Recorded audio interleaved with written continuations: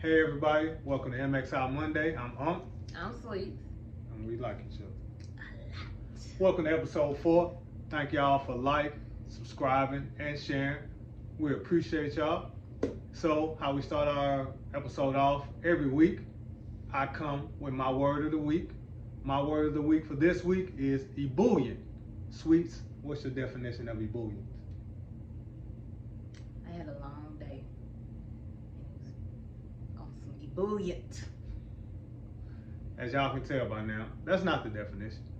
The definition of ebullient is an adjective, and it's someone or something is appealing, lively, or enthusiastic. So basically, ebullient is sweets. It's me. I'm ebullient. And I got that boot tie. All right, y'all know it's MXI Monday, and like Sweets always say, we talk about us. So we have some topics that we want to discuss, and we'll get to it. I'll let Sweets go first because, that's usually what I do. So Sweets, you like what I do? What's wrong with you? Because you let me come first? I mean, go, man. Okay, first question is, how do you maintain a sense of individuality while also being part of a couple? That's a good one. Okay, all right. Me, I maintain a sense of individuality by having things separate from our marriage and our relationship. So we have a lot of things we do together. We always going out together. We're exercising together. We're raising a family together. We're building our finances together. So a lot of things we do together, but some things I do have for myself. Like I have a group of friends that I go out with at least once a month. I go out with them. We do our things individually, as well as I go out with some of my former coworkers. We'll go play basketball at least once a week. And I have my men's group that I chat with and text with. So I still have some of surrounding my relationship, if that makes sense. You got that?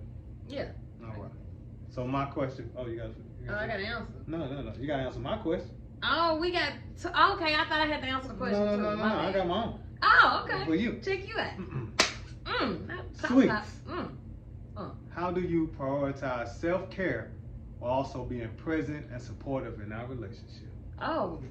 If I could snap, I snap, but I can't. You can't snap. Don't snap. We ain't doing. Go. Don't get no sassy. How do I prioritize self-care?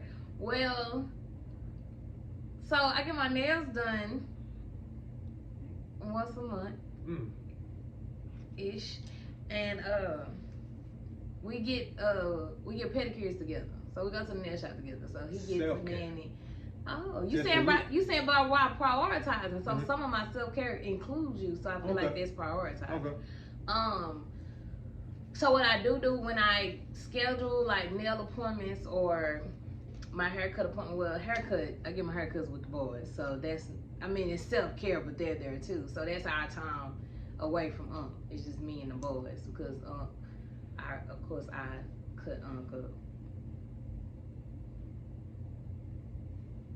Link in bio. Book me. So a lot of my self-care is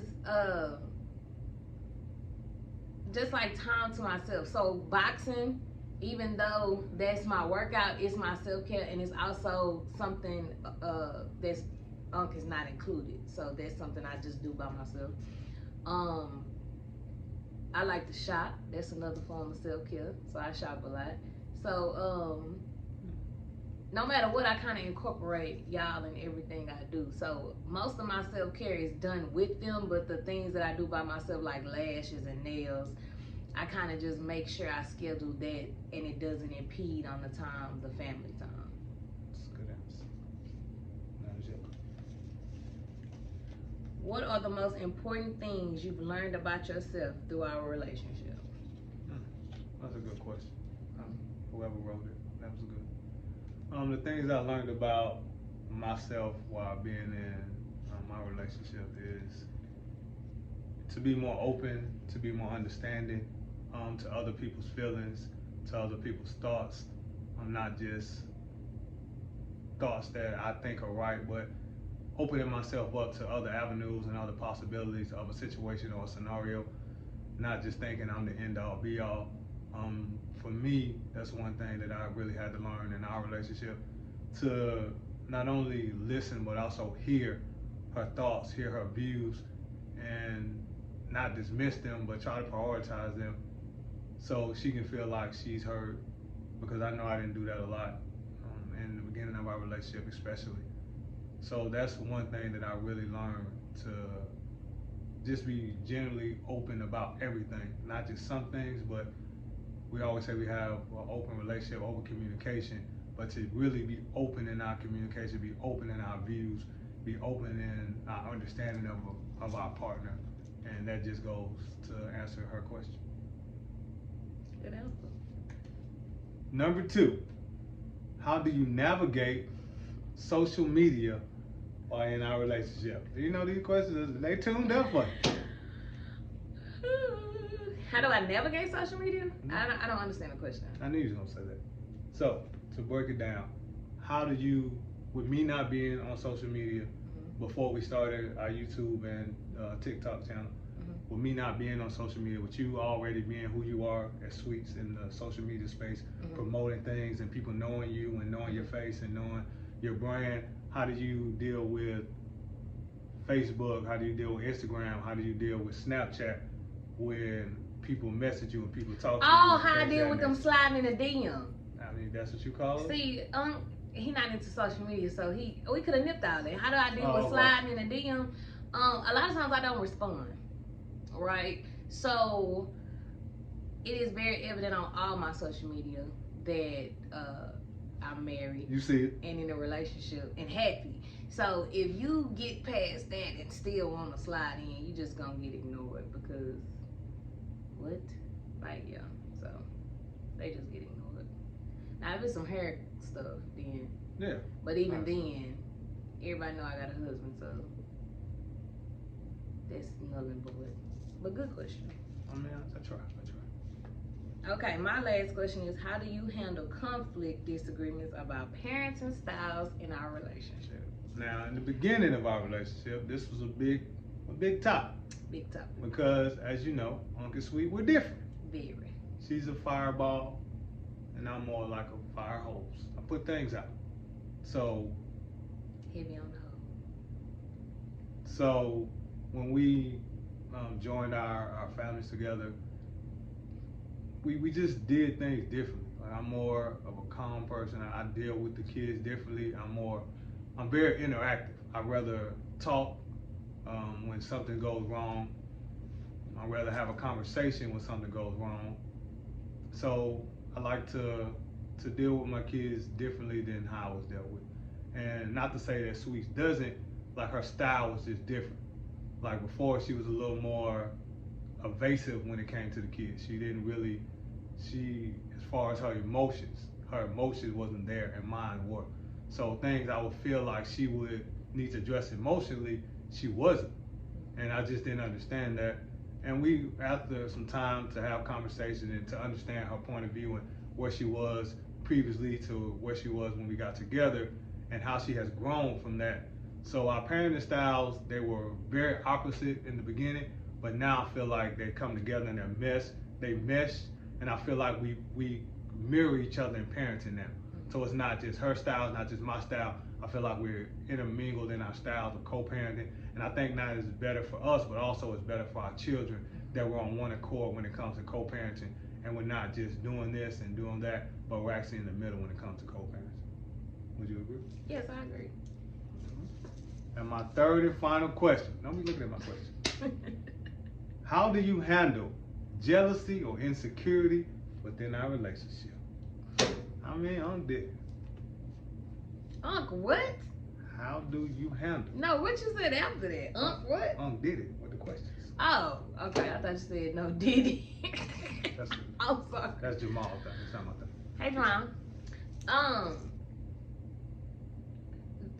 What jealous of what though? No. At a time in our relationship in the beginning, you had insecurities about certain things. I'm not saying that you displayed jealousy in some area, but you had insecurity about certain things. How do you deal with your insecurities in the beginning of our relationship? Oh, I did not deal with them well at all. All right, that's what we want to talk. Yeah. So let's not say insecurity. I didn't really have insecurities, and I wasn't jealous. It was more so of I thought it would be one way, and it ended up being something different. So it was more so of a having to learn how to maneuver and navigate with this newfound situation, because we in the beginning it was like I like you, you like me, let's be together, and that was it. I like you, you like me. I can't see myself without you. You can't see myself without me. Let's get together. And like in totality, we didn't consider everything that came along with it. So I will say I was infatuated. I was in awe. I thought we was gonna be running through the grass with rainbows and sunshine and daffodils, not knowing the grass had them sticker bugs in it. Okay, so it was still green, but it has sticker bugs. It was still green. Yeah, all but right. It had sticker bugs in it. All right. So my outlook in the beginning was different than the reality, right? So I was looking at our relationship through rose-colored glasses. I was just, we was in that honeymoon stage, and everything was, I just, and then life hit, and reality struck, and it was just different. So I wasn't insecure. It was just I had to adjust and maneuver quickly to the new situation. So if anything, I used to always hate this, but it became so true. Everything takes time, and it took time. And yes, this is great now. This is picture perfect. But in the beginning, the picture needed a little bit of editing. Just different frames. Just different. They had to crop. We had to crop a hole out and delete the crop. Zoom in. So yeah. So that's how it was handled. So not necessarily, like I said, not necessarily insecurities, but ladies, we meet somebody and then we start writing their last name with our first name and skipping all the stuff that comes before that. So yeah, time. Don't give them too much time though. You give them an inch, they want to take a lifetime. All right. Thank you all for joining us on this MXI Monday. Make sure you. I feel like it was real good today. You stay tuned for Sweet Talk Thursdays and Unc's Journey Folk every day. So thank you all very much and enjoy the rest of your evening.